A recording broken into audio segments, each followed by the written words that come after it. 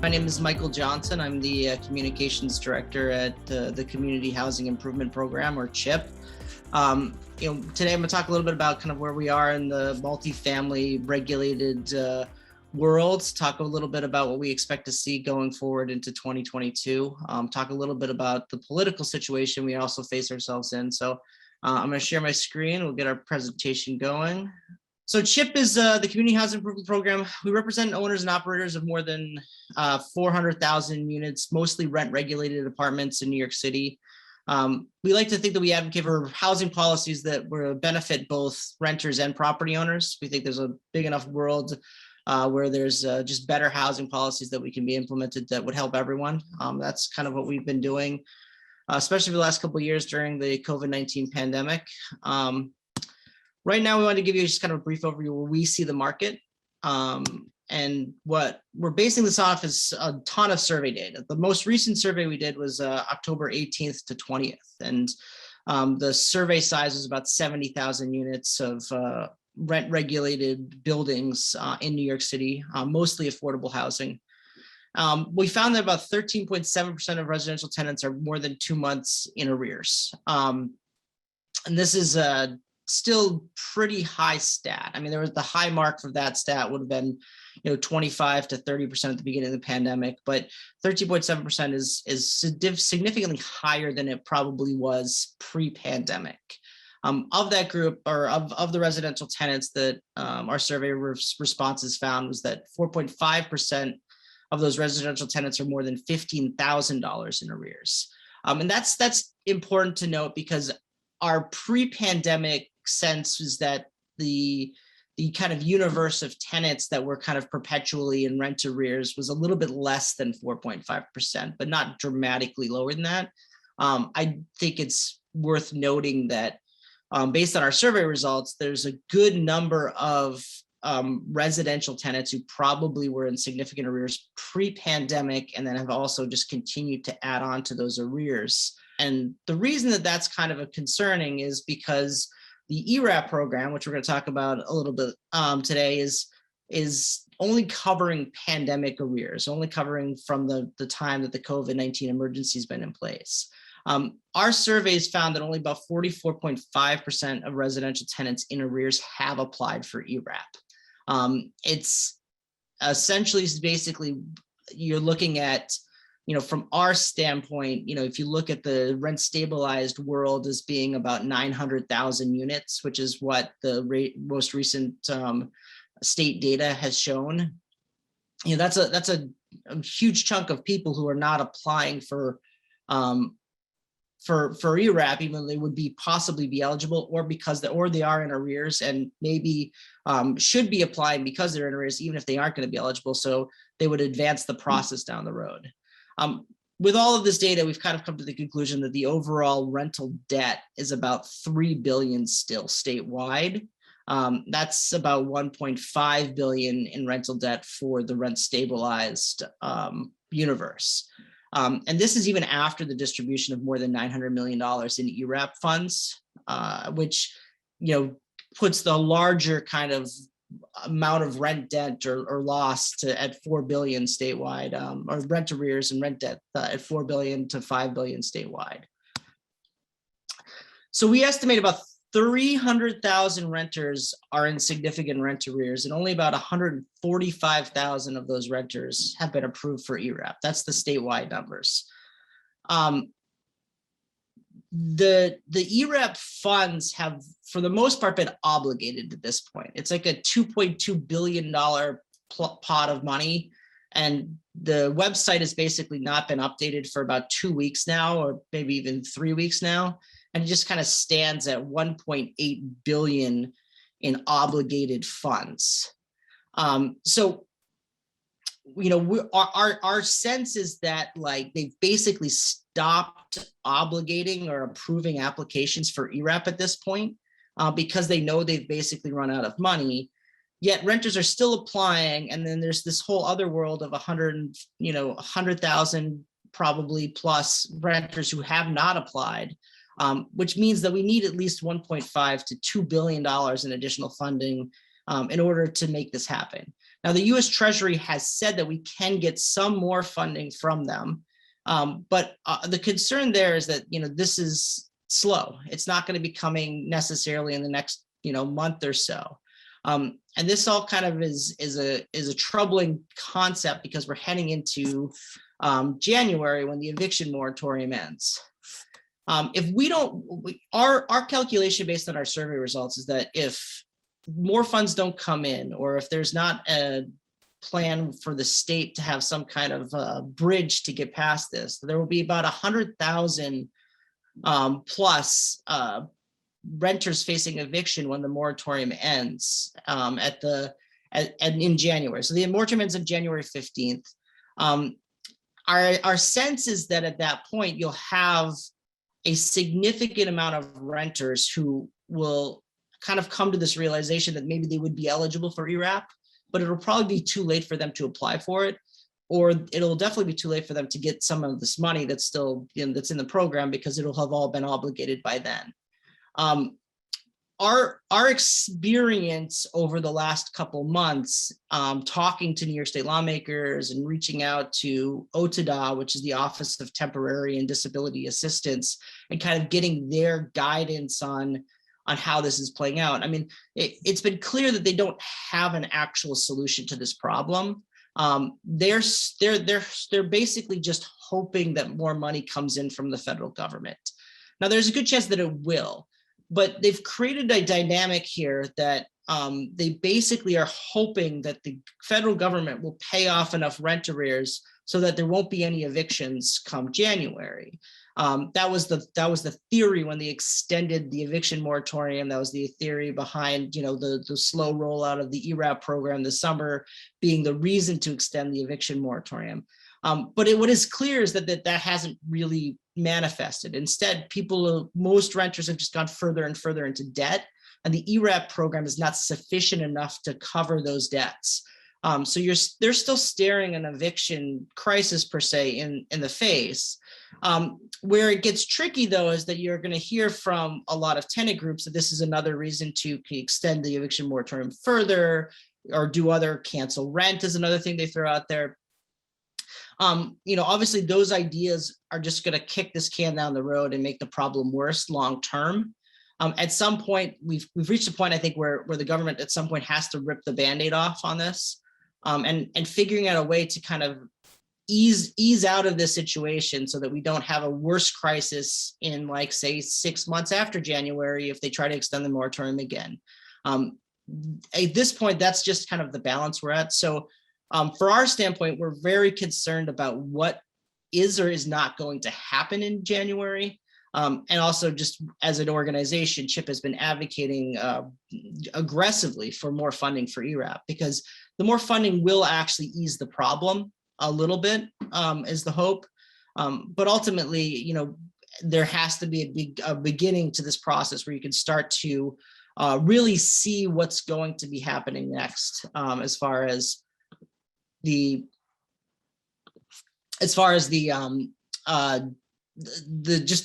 kind of exiting the system in a way that protects renters so they're not being displaced in large numbers, but also make sure that property owners have their rights back and are able to rent out units, get people into units, get paid for the rent they've been providing for a long period of time.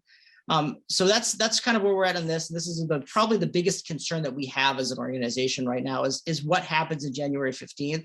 And we're hopeful that elected officials start taking kind of ownership of this a little bit and step up and start providing some kind of roadmap to get out of this crisis that we're basically 2 months away from right now. I'm going to go back a little bit and talk about the impact of COVID throughout the entirety of the emergency.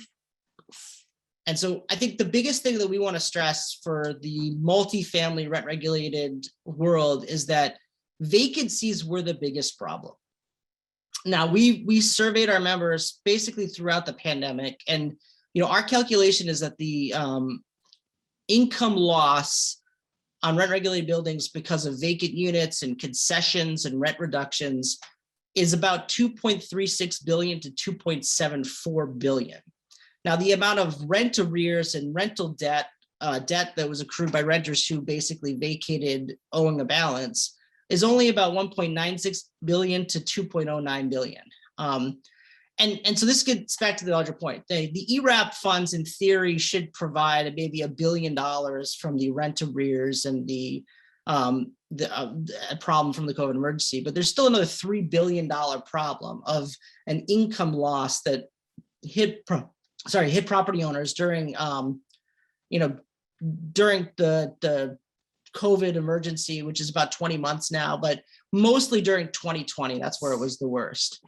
So we did this surveys all these months, and we basically we always did the survey on the 15th of the month, so we could let rent checks kind of trickle in and get an idea of how much actual rent was paid by the 15th of the month for individual months. And as you can see, it was above 50% the entirety of basically 2020 into 2021. The vacancy rate shot up in June. So we actually didn't ask a question about vacancies in June or in May of 2020, but it was at 10.15% in July.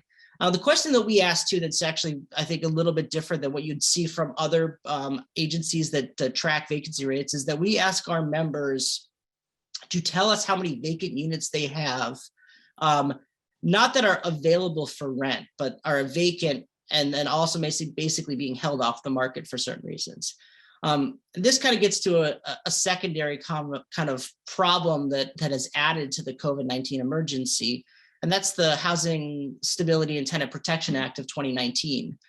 By our estimates, at this point, there's about 25,000 rent stabilized units that are off the market kind of permanently because the legal rents are too low to justify the renovation costs. So these units are basically kind of in limbo because the property owner can't spend the $40 or $50 or possibly even $75,000 to replace the plumbing and replace the electrical and bring that unit up to code so that they can rent it out again because the legal rent has been trapped so low. So that's adding to, I think, the vacancy rate is a little bit as well. But for the most part, the vacant units were market rate units or near market rate units that were rent regulated that basically people fled New York City. Now they're starting to come back. But that was the biggest kind of chunk of the problem. It started to get better not until May 2021 for our members. And even then you can see, between the non-payment of rent and the vacancy rate, we're still at 25% in May of 2021. Our calculations, the average rent regulated building saw an income loss of about $4,800 to $5,500 per unit compared to pre-pandemic expectations. We asked our members a very specific question about operating costs and operating income in our, I think, December or January survey, but we asked about 2020 specifically. And our members told us the operating costs went up 11.8%. Which is roughly $2 billion more than what they had spent the year before. Why that's important to note is that this kind of bucks a national trend, right? So there's a report out, I think last week by JP Morgan Chase that basically articulated that nationally property owners actually did not lose a lot of money during the pandemic because operating costs declined. And traditionally, during recessions, operating costs have declined. But this is a completely unique experience with COVID-19. And that's because, we had basically a shelter in home situation. So people who, it was a recession, but people were working from home, people were just living in their houses more. So there was more maintenance that was necessary. There was more water costs, more electrical costs in certain buildings. So from our perspective, I think we saw a dramatic increase in operating costs that additionally cuts into, the margins that we see. And that's why we tried to do, when we asked our questions, we tried to ask it in a way that would kind of mirror what the Rent Guidelines Board of New York City does. And that they focus really heavily on net operating income. So net operating income in 2019 was $556 per unit per month. Based on our calculations with the added operating costs and the revenue losses, we think that shrunk to about $83 per unit per month in 2020. Now, my guess is that when the Rent Guidelines Board puts out the reports, they're not going to come back with a number that's close to $83 for a couple of reasons. Partly because when they do the PIOC, for example, the PIOC is the price index of operating costs. They basically just look at the cost of things. They don't look at how often you use those things. That's why you have to mirror that with the income and expense study. Now, the income and expense study will catch a lot of this added costs, but I think it won't catch most of it, or not. I don't say most of it. They won't catch all of it because when we ask the question to our members, it's much more of a generic question. It's not like how much did fuel go up, how much did X go up, how much did maintenance go up, how much did labor go up. It's just a general operating cost question. And where the Rent Guidelines Board's reports don't really catch this stuff is where they don't factor in some of the unfunded mandates that are put forward by the city council, inspections that are required now, facade work, things like that. So I think there's going to be some sense of like disconnect in there. We presented this number on the net operating income to the Rent Guidelines Board, and it kind of blew their minds a little bit. Like they didn't know how to process it. They just kind of dismissed it as like, how can we trust this information? Everything's chaotic and crazy right now. And I don't think we're predicting it's going to come back to that, but it's going to come back actually fairly close to that when they do their report this year. And so, I think when we talk about the Rent Guidelines Board, people who don't know, the Rent Guidelines Board basically determines the rent increases for the rent regulated universe of rent regulated apartments in New York City. There's a Rent Guidelines Board in Nassau County, Rent Guidelines Board in Westchester County as well. But for our purposes, we're going to focus on New York City. The data lags behind. So this year's report's going to have all of the pandemic data, the 2020 data, when they determine that. I think the thing to kind of think there, or to think about there, is that the data is probably going to come back suggesting significant rent increases. And they're not going to be able to deny that data. But because the Rent Guidelines Board is a political entity, it becomes tricky because it's going to be hard for, I think, the members to give out a rent increase that reflects the data because the data will be so bad. The other thing to think about with the Rent Guidelines Board is that, the entirety of the rent law is just, it's designed in a way to deal with a scenario in which the rental market is tight and you need to have a rent control system in place to prevent price gouging, right? So that's the entirety of the law is designed. And then the Rent Guidelines Board is kind of designed for that function. How do we determine what's a fair increase inside of a tight market? For the last couple of years, they've basically been asked to come up with rent increase picks in a situation that was completely outside of what the Rent Guidelines Board is designed for, because we had high vacancies. I mean, in theory, we shouldn't even had rent stabilization anymore because the vacancies were so high. And, there was no concern about price gouging at this point. People were trying to literally get people into their apartments. So it's a weird entity at this point because they're trying to, probably correct for the last couple of years where they've done rent freezes and then very minimal increases. And they're going to then see that because of that and because of COVID-19, all of the damage that was done is going to precipitate or lead to kind of larger rent increases, extremely high rent increases, but they're not going to be willing to do that. So are they going to ease those rent increases out for the next couple of years? Are they going to just bite the bullet and raise the rents significantly next year? All of this is kind of an interesting kind of landscape that we look at, and we look at it with the context now that we're going to have a new mayor. Eric Adams was elected mayor. He's signaled that he will be more pro property owner friendly. We are going to get new members of the Rent Guidelines Board. I believe there's only 3 members who are in terms right now that they have to stay. Other members are past their terms, so they could be replaced at any moment. And also, if the mayor asks any Rent Guidelines Board member to leave, they can kind of just leave. Our hope would be that Eric Adams would put people on the Rent Guidelines Board that would look at this data, understand this data, and kind of process it and give rent increases that make sense, make it less political. We don't know if that's actually going to happen, but that's kind of our hope at this point. So we're optimistic and we're kind of looking forward to it. But I would just say that, the Rent Guidelines Board's decision is going to have a dramatic impact on the kind of course of business, and especially with inflation prices going up, significantly as well. You're going to need some kind of rent increase to basically balance the books in a lot of cases and keep buildings out of distress. And it's a unique experience because I think that there's this political legacy that's been left by the Mayor de Blasio's Rent Guidelines Boards, where they kind of just assumed that everything was going good for property owners, so they could cheat the rent increases. And I think it's coming home to roost a little bit. So we're very fascinated to see what they do in 2022. On the state level, we're very worried about good cause eviction. For those who do not know what good cause eviction is, I'll jump ahead to the next screen so you see it. It's universal rent control at 3%. It guarantees a lease renewal for all tenants. And the current bill is crafted, the tenant groups that are pushing it like to say it allows freedom on vacancy, right? It allows you to set the rent to whatever you want on vacancy. The language of the bill is not so clear.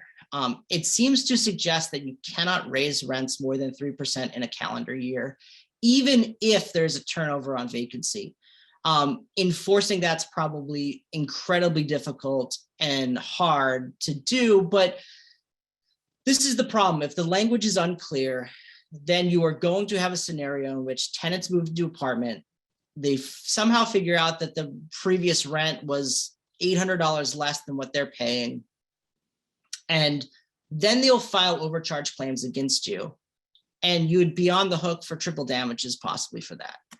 So the bill language needs to be cleaned up no matter what. That's the specific thing on that. But we're concerned about the concept passing in itself, because the idea of putting a rent control on every single unit in New York State as we exit a mini recession / COVID emergency, it's going to be a big drag on the economy recovering. It's going to be a big drag on the creation of housing, which is necessary. So we're very concerned about that.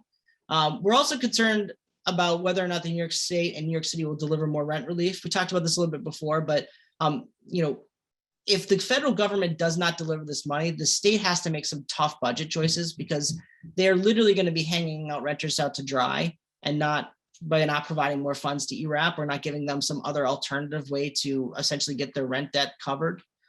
So we're very concerned about how they're going to approach that.